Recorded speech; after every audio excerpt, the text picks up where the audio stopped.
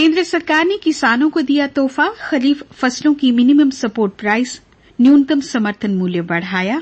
अब धान का न्यूनतम समर्थन मूल्य 72 रुपये से बढ़कर 1,940 रुपये हुआ। कपास में 200 रुपये से अधिक की बढ़ोतरी की गई है। खरीफ फसलों के लिए एमएसपी में 50% से 62% की वृद्धि की गई।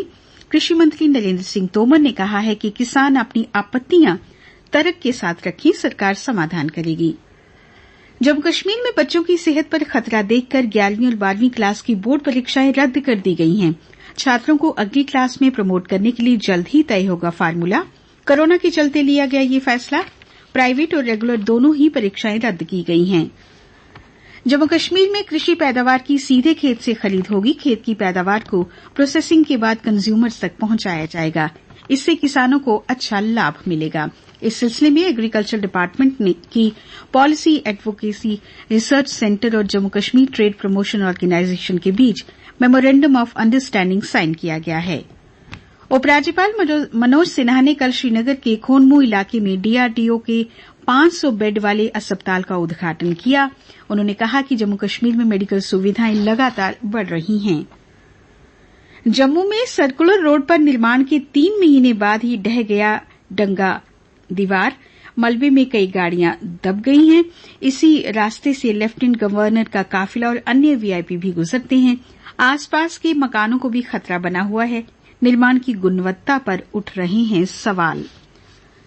जम्मू कश्मीर में चीफ सेक्रेटरी समेत 14 एडमिनिस्ट्रेटिव सेक्रेटरी 15 जून से 30 जून तक जम्मू के सिविल सेक्रेटरीट से काम करेंगे, जबकि श्रीनगर से 12 एडमिनिस्ट्रेटिव सेक्रेटरी काम करेंगे। रीजनल ट्रांसपोर्ट ऑफिस जम्मू में कोरोना के कारण ड्राइविंग लाइसेंस के लिए अब एक दिन में 300 की जगह 200 के ट्रायल होंगे। करीब 1 महीने के बाद अब फिर से ड्राइविंग लाइसेंस बनाने की प्रक्रिया शुरू की गई है। प्रदेश में बिजली चोरी और दुरुपयोग से 10% बढ़ा बिजली का लोड बढ़ते ही शहर की बत्ती हुई गुल। प्रचंड गर्मी में लोगों के छूटे पसीने। कई ग्रिड स्टेशन की क्षमता बढ़ाई गई है, जो जून के अंत तक काम करने लगेंगे। डिविजनल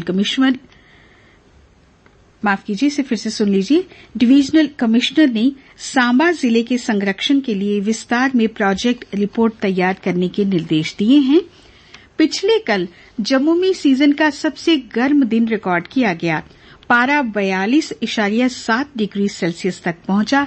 श्रीनगर में भी छूटे पसीने 34.7 डिग्री सेल्सियस तापमान रिकॉर्ड किया गया। जम्मू गवर्नमेंट मेडिकल कॉलेज में ऑर्थो वार्ड में इलाज शुरू किया गया। अन्य रोगियों का भी जल्द ही उपचार शुरू होगा। देश में लगातार दूसरे दिन भी 1 लाख से कम 92,596 लोग हुए कोरोना पॉजिटिव।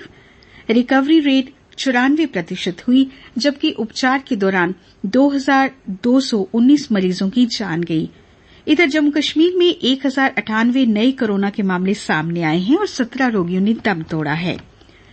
वैष्णो देवी भवन पर कैश काउंटिंग बूथ अग्निकांड में 5,36,000 कैश और चिल्लर जलकर राख हुआ। श्राइन बोर्ड ने किसी भी नुकसान से किया है इनकार। सीईओ ने कहा, कमेटी की रिपोर्ट के बाद ही जानकारी साझा की जाएगी। खेल समाचारों की बात करें तो अरुणा तंवर को टोक्यो ओलंपिक में वाइल्ड कार्ड के जरिए प्रवेश मिलेगा। इस तरह वो पहली भारतीय ताइक्वांडो खिलाड़ी बन जाएंगी। मौसम तो आज मौसम आमतौर पर खुश्क रहने की संभावना है। समाचार पत्रों के अनुसार तापमान कल का अधिकतम रहा 42.7 डिग्री सेल्सियस, न्यूनतम 29.7 डिग्री सेल्सियस। सूर्यास्त आज होगा 7:38 पर और कल सूर्योदय 5:24 पर होगा।